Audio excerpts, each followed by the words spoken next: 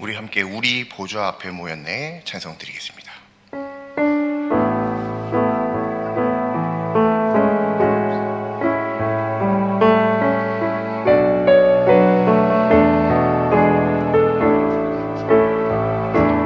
우리 보좌 앞에 모였네 함께 주를 찬양하며 하나님의 사랑 그 아들 주셨네 그의 피로 우린 구원받았네 십자가에서 쏟으신 그 사랑 강같이 온 땅에 흘러 강같이 온 땅에 흘러 각 나라와 족속 백성 방언에서 구원받고 주 경배드리네 구원하심이 보좌에 앉으신 우리 하나님과 어린 양께 있도다 구원하심이 보좌에 앉으신 우리 하나님과 어린 양께 있도다. 네, 이 화면이 잠깐 안 넘어가는데요. ESC 누르시고 다시 F5 눌러보세요. 그러면 다시 넘어갈 겁니다. 아래에 있는 키보드가 화면 키보드입니다. 예수 믿으세요 함께 찬송 드리겠습니다.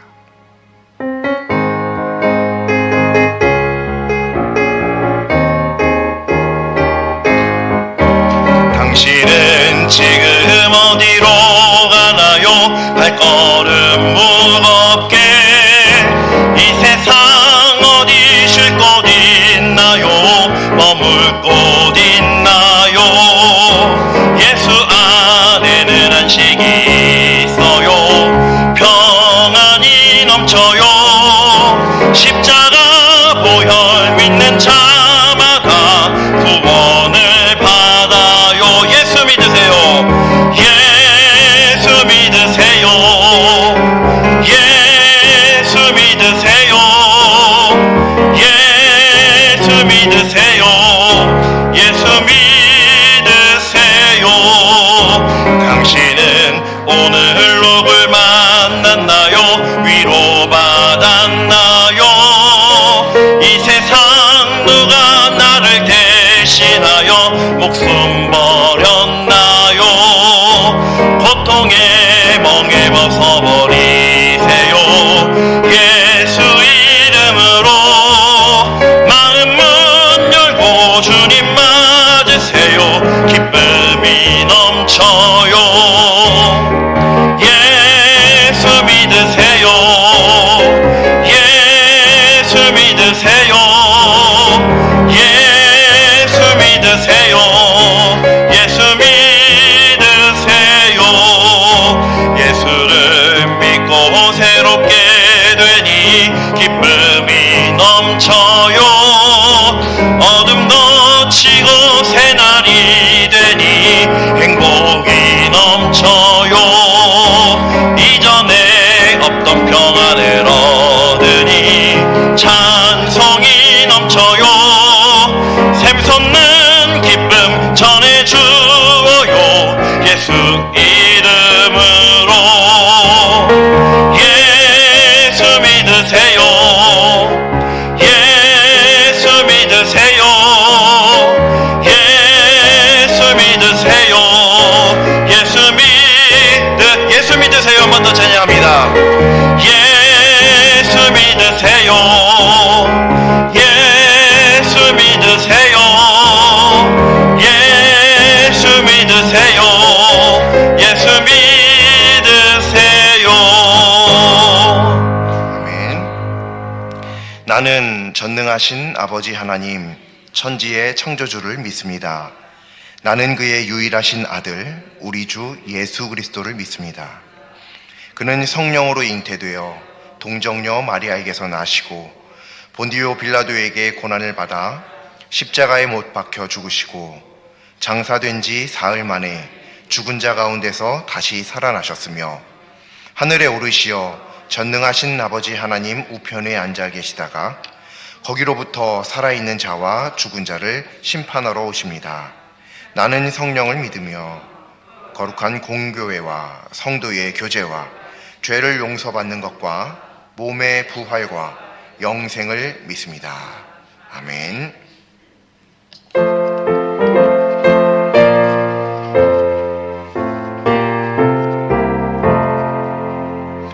어두운 밤 시되리니 내 직분 지켜서 찬이슬 맺힐 때에 일찍 일어나 해 돋는 아침부터 힘써서 일하라. 일할 수 없는 밤이 오리라. 어두운 밤 시되리니 내 직분 지켜서 일할 때 일하면서 놀지 말아라. 낮에는 수고하나 쉴 때도 겠네. 일할 수 없는 밤이 속히 오리라. 어두운 밤 시되리니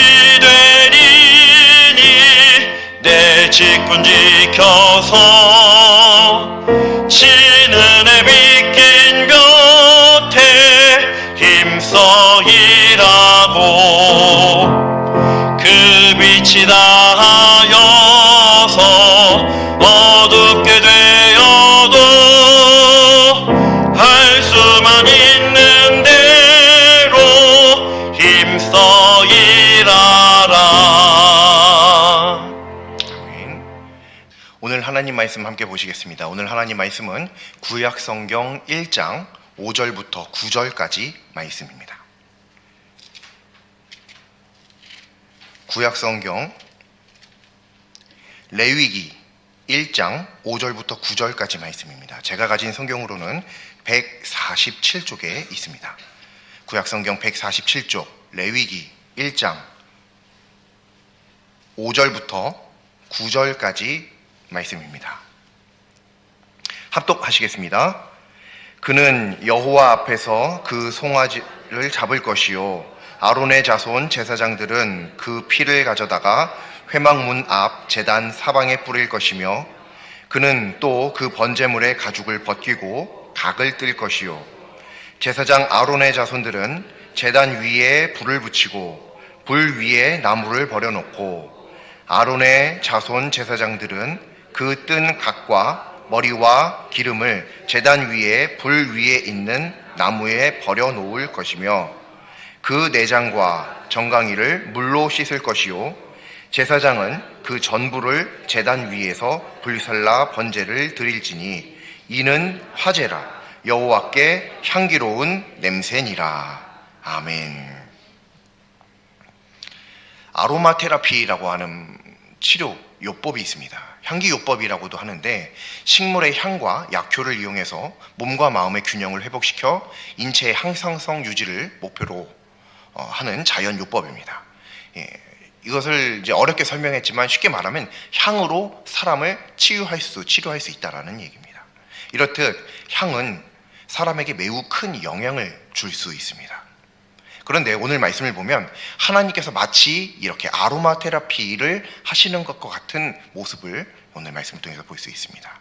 그런데 우리 사람들이 하고 행하는 아로마 테라피와 하나님의 아로마 테라피는 서로 다릅니다.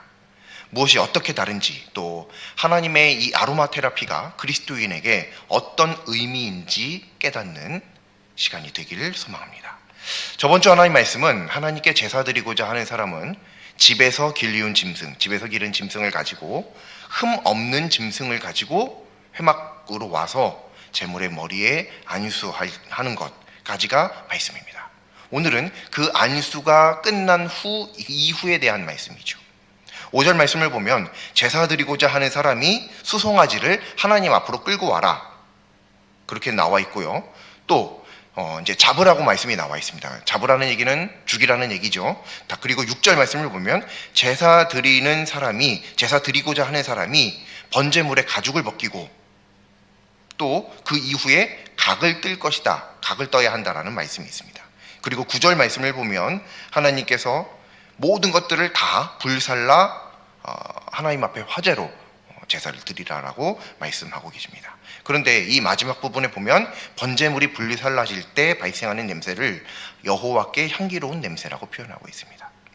이 글로서는 얼마 되지 않는 내용의 말씀이지만 실제로 이 번제라고 하는 제사를 우리가 성경에 나와 있는 대로 이때 당시에 이 제사가 제사구나, 동물을 죽여서 바치는구나, 이런 정도의 생각은 우리가 할 수 있는데 실제로 이걸 해본 적이 없죠.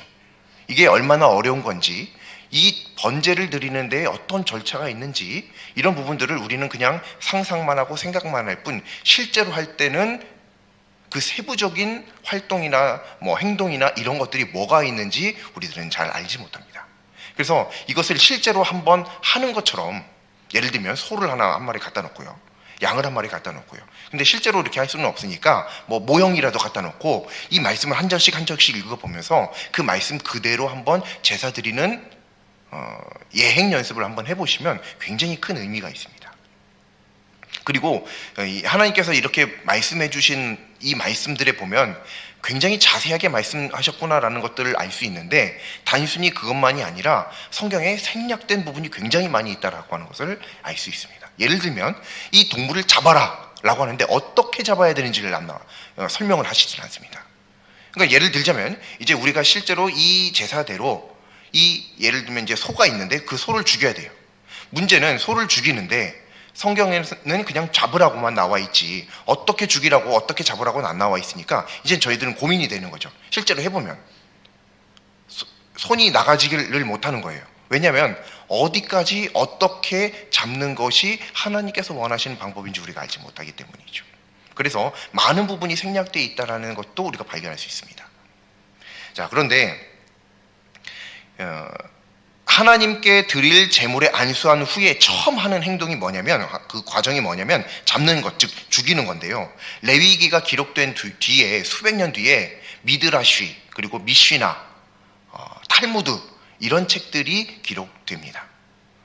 근데 여기 보면 특별히 이제 미드라시와 미시나, 이게 성경 그 다음으로 이 성경을 설명해주는 어떤 주석서 혹은 참고서 정도가 되거든요.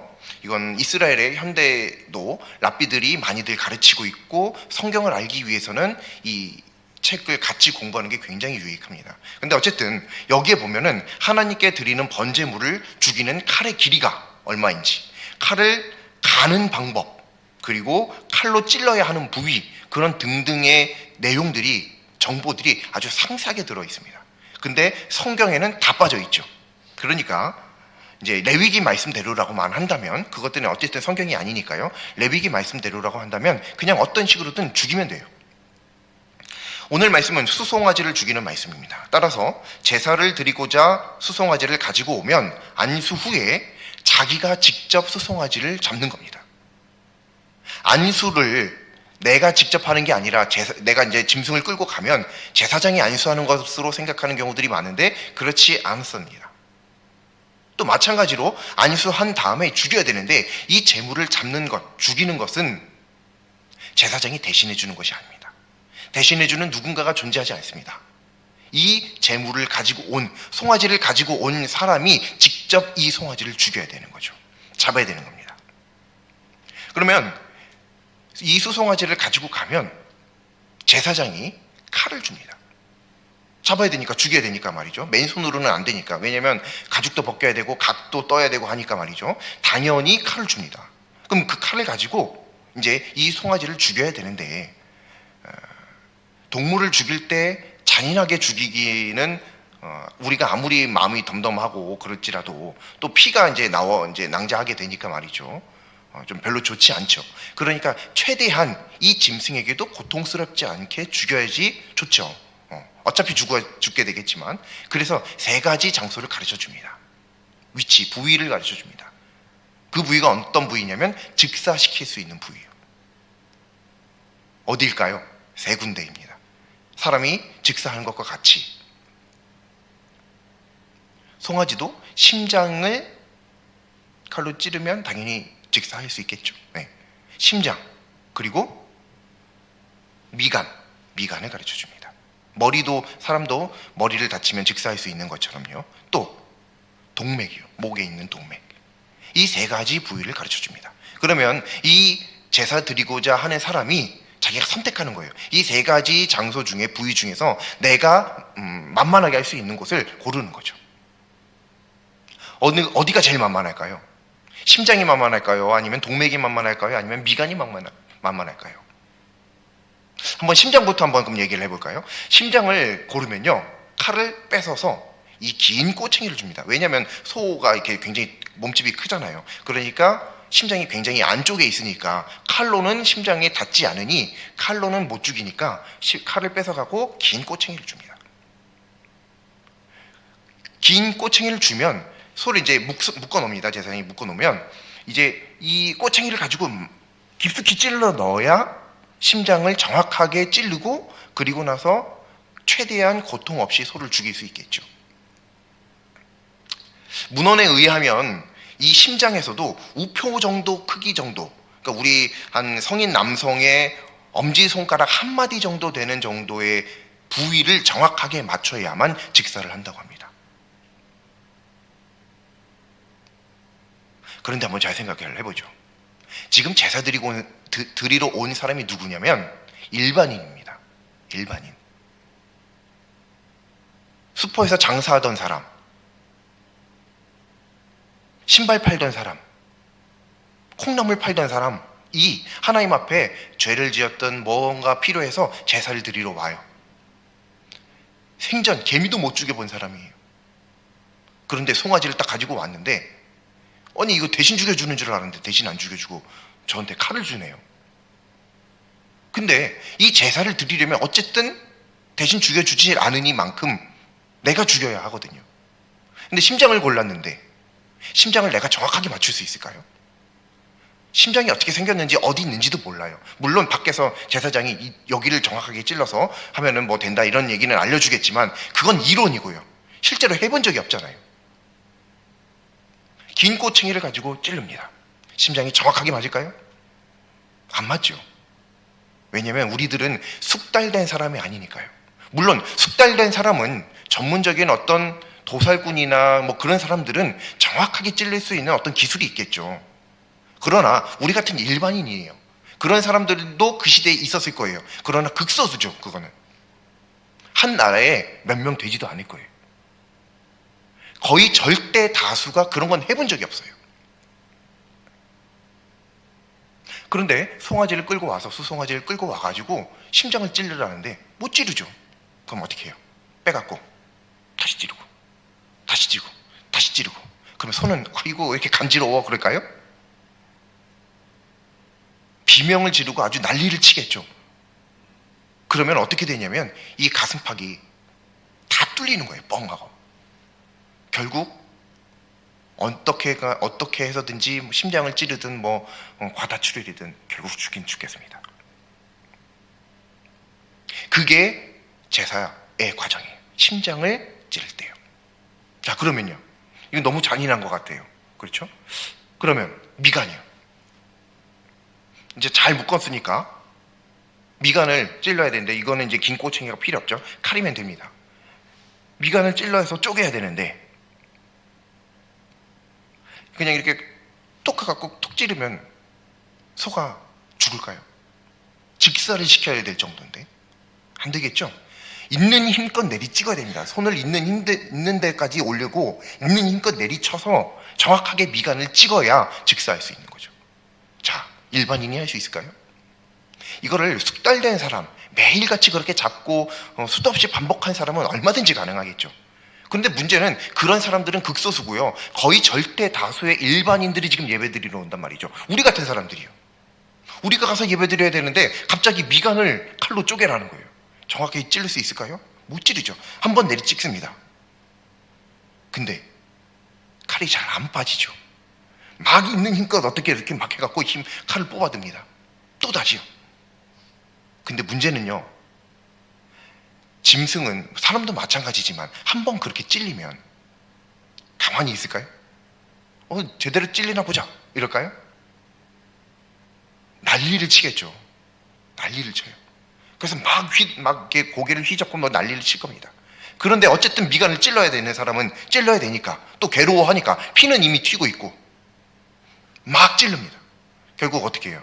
이 안면에 눈이며 뭐며 다 터지는 거죠. 그러다가 결국 어떻게 뇌를 찌르거나 이렇게 되면은 결국 죽게 되는 거예요. 이것도 너무 잔인한 것 같아요. 그럼 동맥은요? 칼을 집어넣어서 동맥을 끊어야 되는데, 칼을 집어넣고 비틀어서 어디를 어떻게 끊어야 된다, 이런 것들이 사실 문헌에 미드라시와 미시나에는 다 있습니다. 근데 성경에는 없죠.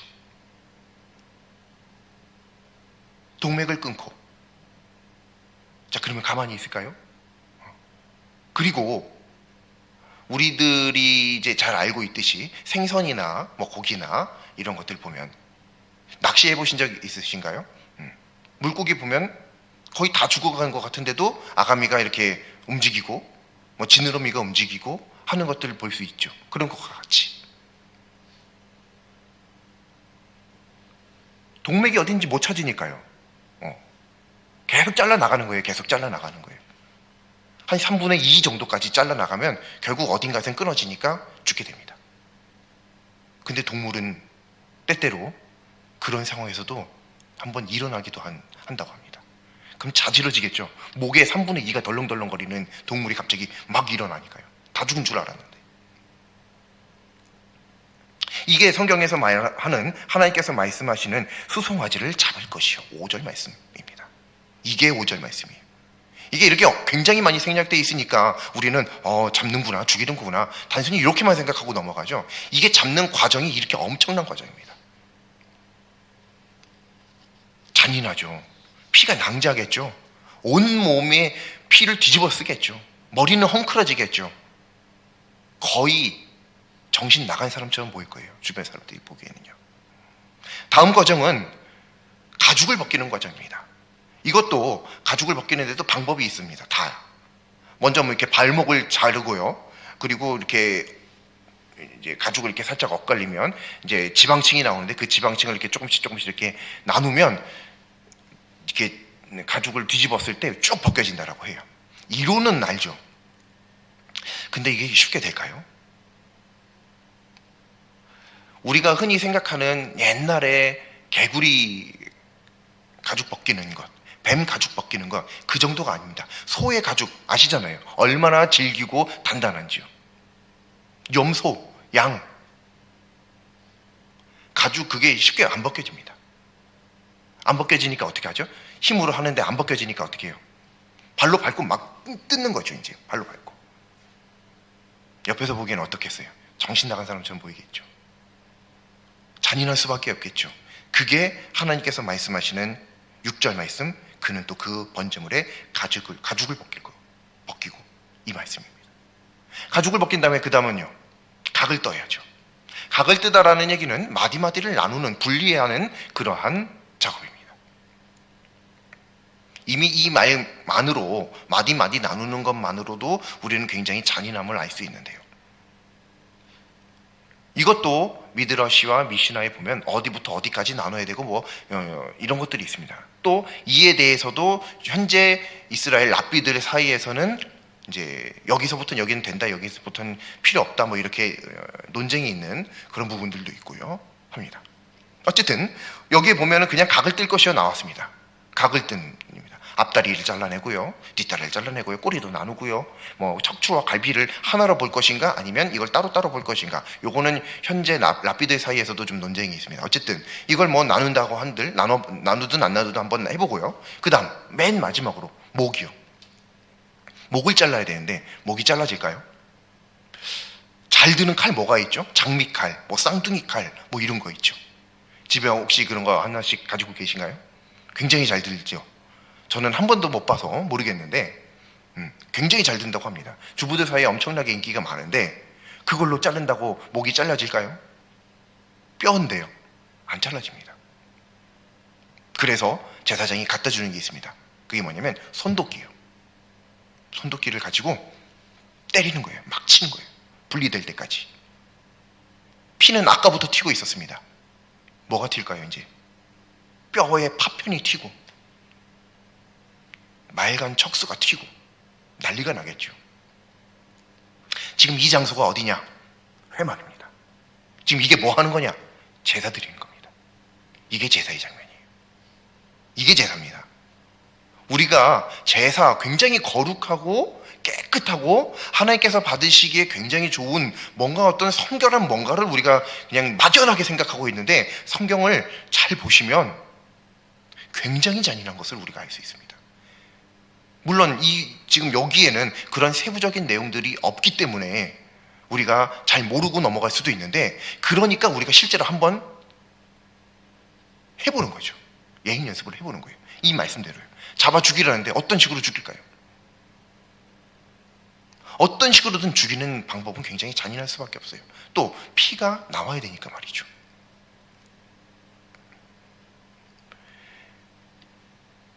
이 제사를 드리는 사람들은 절대 다수는 그냥 일반인입니다. 도살꾼은 전문적인 도살꾼은 이런 것들을 수도 없이 해왔기 때문에 얼마든지 잘할 수 있겠죠. 그러나 우리는 그렇게 못해요. 그렇기 때문에 우리는 온통 피를 다 뒤집어 쓰고 뼈가루며 척수며 다 튀고 난리가 날 것입니다. 머리는 헝클어지고요. 안 되니까 소리도 막 지르겠죠. 막 소리 지르면서 고래고래 소리 지르면서. 왜 안 되냐고. 제사장이 안 도와줍니다. 그 누구도 그것을 대신해 주지 않습니다. 내가 해야 되는데 아빠가 나는 너무 여자니까 어리니까 이거 몇 살 때부터 하는지 아세요? 제가요? 유대인들은 이스라엘에는 13세면 성인식을 합니다. 성경에도 예수님 13세 성인식 하는 거 나와 있죠. 그 성인식을 지난 모든 사람은 죄를 지었을 때 반드시 이 번제의 과정을 통해서 그 죄를 씻어내야만 합니다. 남자든 여자든 누구나 다요. 13세예요. 6학년, 중학교 1학년, 5학년 뭐 이런 애들이죠. 이런 애들이 지금 송아지 한 마리 끌고 가서 양 한 마리 끌고 가서 그거 해야 되는 거예요. 할 수 있을까요? 한들 정신이 괜찮을까요? 과연? 근데 하나님은 그 방법을 제사로서 요청하십니다. 그리고 단순히 요청이 아니라 이건 명령입니다. 이렇게 해야만 됩니다. 이거 안 하면 내가 이렇게 돼서 죽어야 되는 거죠. 그리고 나는 천국 못 가는 사람이 되는 겁니다. 구원을 못 받는 겁니다. 그래서 반드시 내가 해야만 돼요. 이렇게 제사를 다 드리면 당사자가 끝내면 제사장이 이 각든 번제물을 가지고 제단에 올려놓고 불을 피워서 하나님 앞에 드립니다. 그러면 제사의 모든 과정이 다 끝납니다.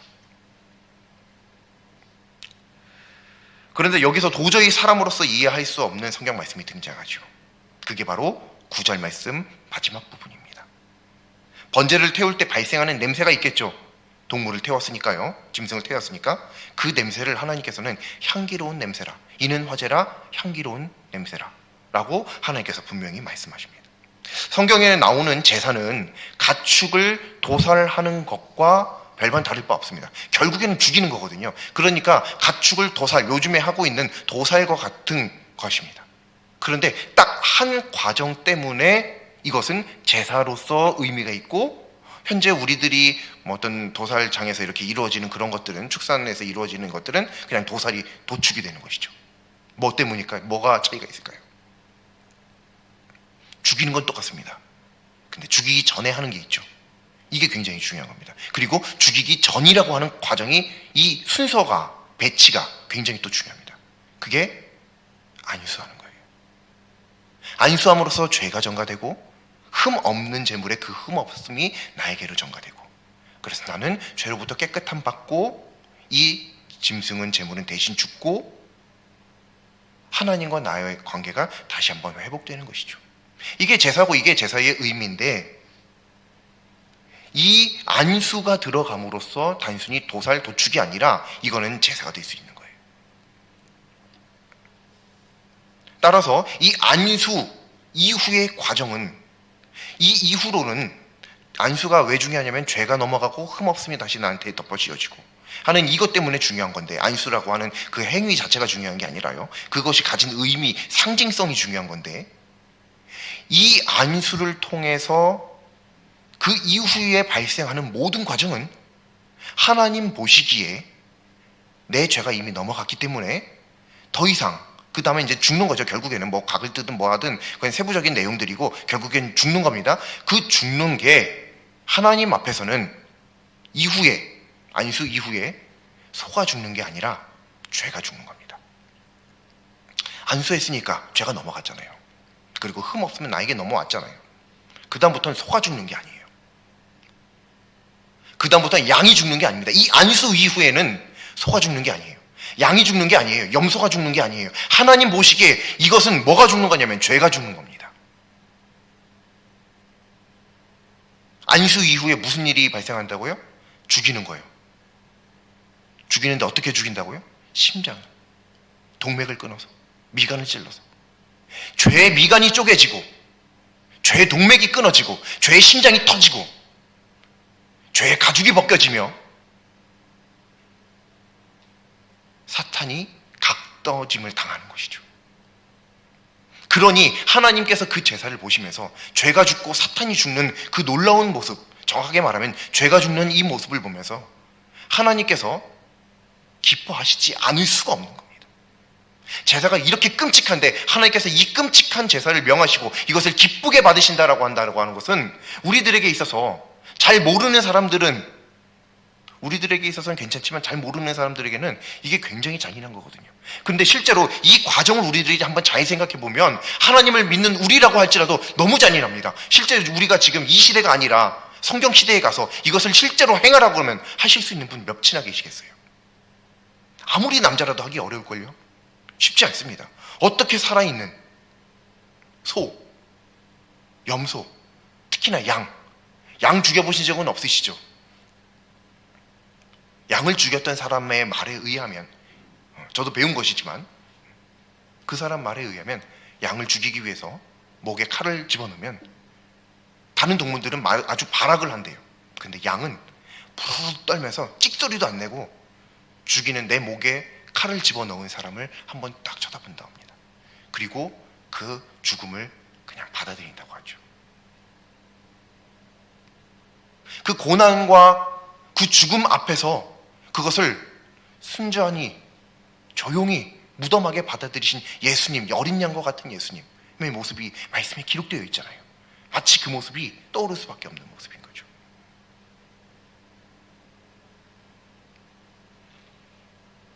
하나님께서 왜 이렇게 잔인한 것을 요구하시나?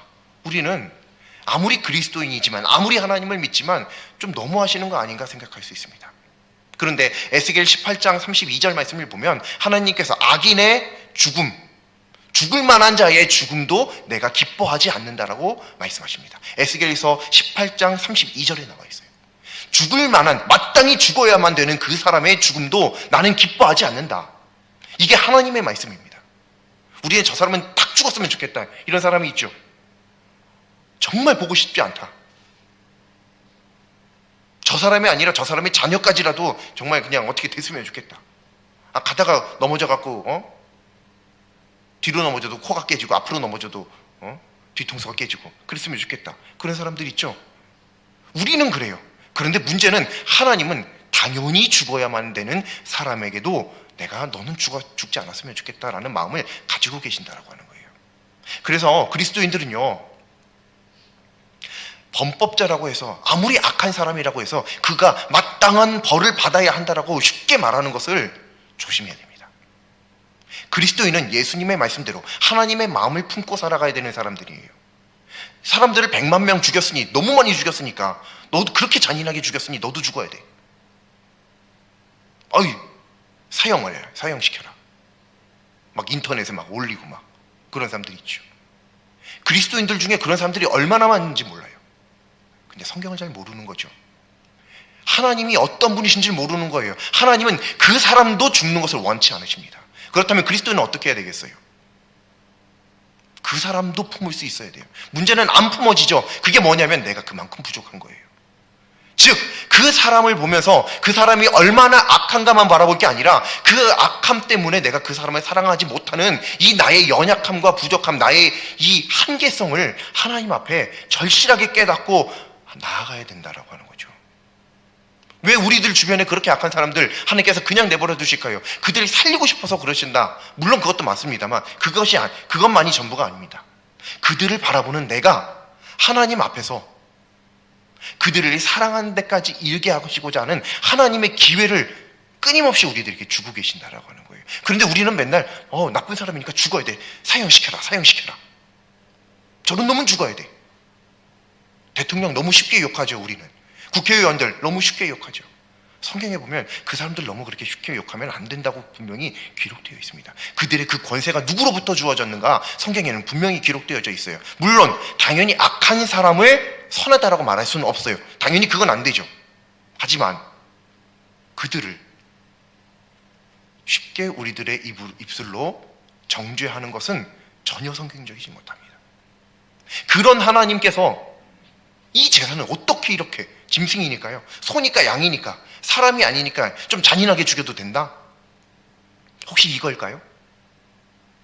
아닙니다. 이 잔인하게 죽는 건 소가 죽는 게 아니에요. 이 잔인한 죽음을 당하는 것은 소가 아닙니다. 양이 아닙니다. 염소가 아닙니다. 죄가 죽는 거예요. 내 죄가 죽는 거예요. 내 죄가. 내가 지었던 죄를 내가 지금 죽여야 되는 거죠. 누가 대신 죽여줄 수 없어요. 죽여주지도 않습니다. 내가 직접 죽여야 돼요. 내 죄의 미간을 찢고 내 죄의 심장을 터지고 각을 뜨고 가죽을 벗겨서 철저하게 죽여서 불살라서 하나님 앞에 드렸을 때 하나님께서 그 향기를 맡으시고 와, 참 좋은 냄새다. 왜요? 죄가 죽었으니까요. 원래 너가 죽어야 되는데 너가 안 죽고 죄가 죽었으니 내가 정말 기쁘다. 내가 너무너무 좋다.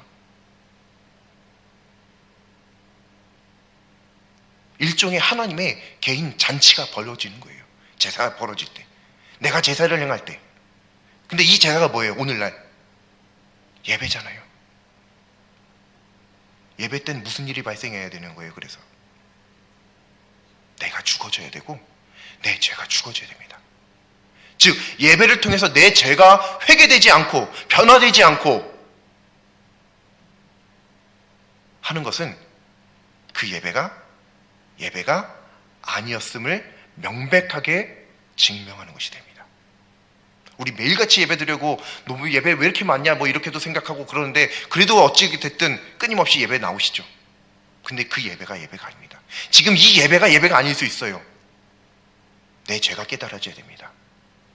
내 죄의 미간을 쪼개는 시간이 지금 이 시간이 되어야 되는 것입니다. 그래야 이 시간이 예배인 거예요. 이들은 이렇게 예배 드리고 또 가서 죄 짓잖아요. 그럼 또 다시 이거 해야 돼요. 그걸 언제부터요? 13세부터 성인식을 지난 이후부터 죽을 때까지 하는 거예요. 그걸 남자나 여자나 할 것 없이요. 즉 하나님께서 이 제사를 만드신 것은, 제사를 명령하신 것은 엄청난 그리스도인들, 하나님의 자녀에 대한 무지막지한 긍휼하신 사랑인 거예요.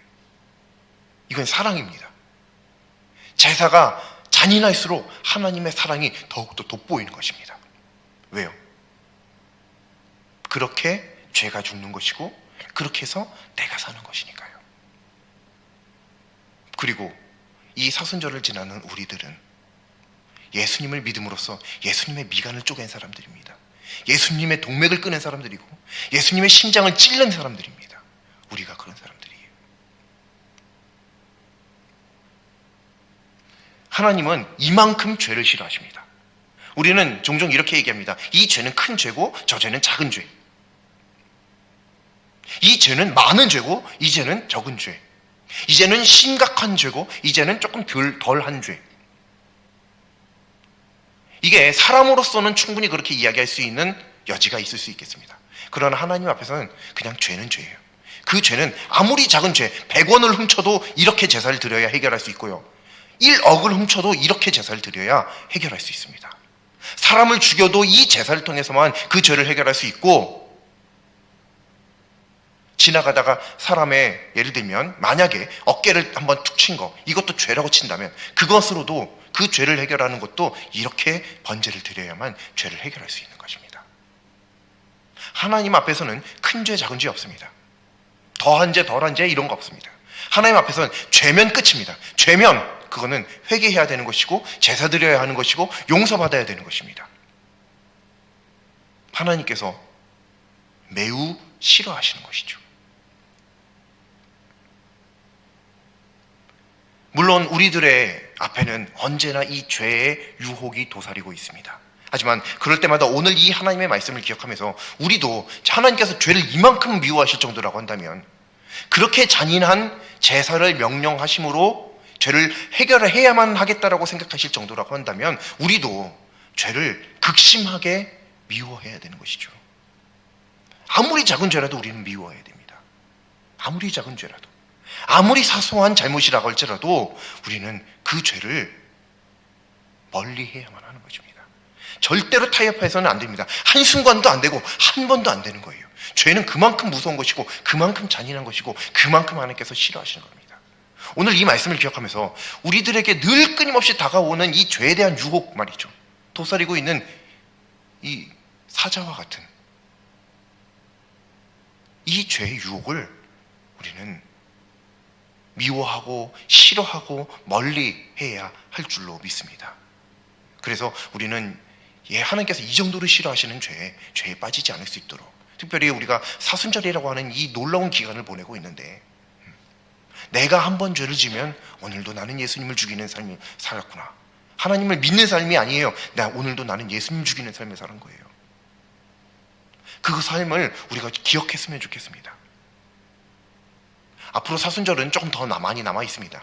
그 남아있는 기간 동안 우리가 하루하루를 살아가면서 예수님 죽이는 사람으로 살아가는 것이 아니라 죄를 죽이는 사람으로 살아갈 수 있기를 소망합니다.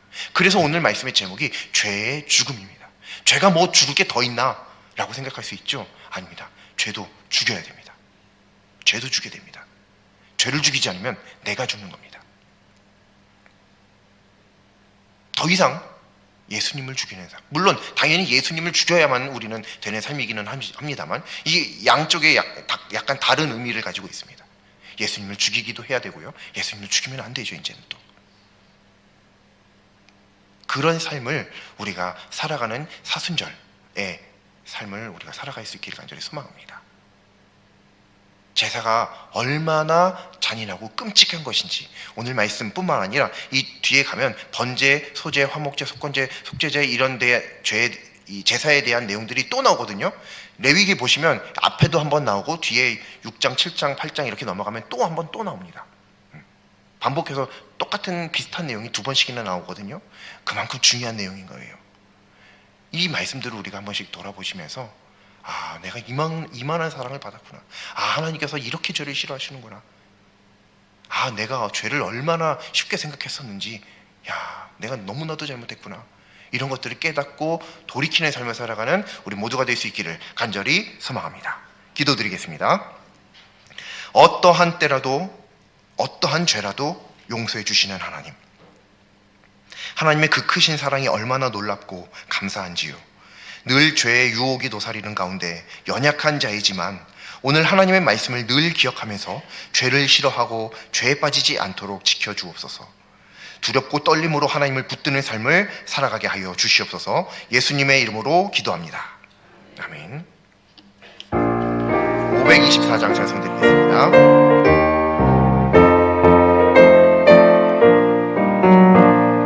갈 길을 밝히 보이시니 주 앞에 빨리 나갑시다.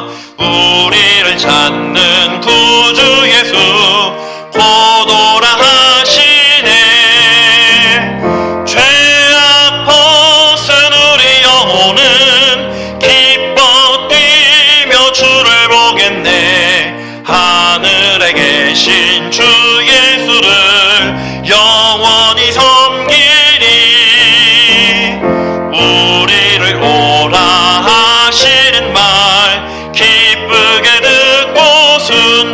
가세 구주를 믿기 지체 말고 속속히 나가세 죄악 벗은 우리 영혼은 기뻐 뛰며 주를 보겠네 하늘에 계신 주 예수를 영원히 섬기리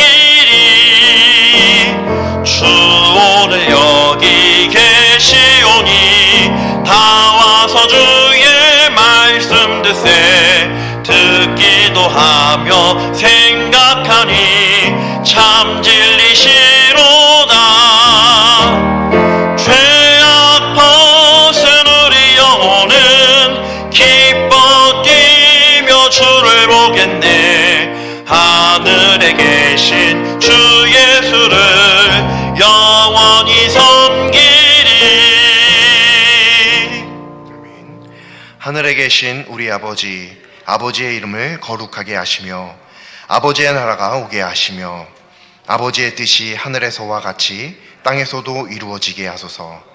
오늘 우리에게 일용할 양식을 주시고 우리가 우리에게 잘못한 사람을 용서하여 준 것 같이 우리 죄를 용서하여 주시고 우리를 시험에 빠지지 않게 하시고 악에서 구하소서.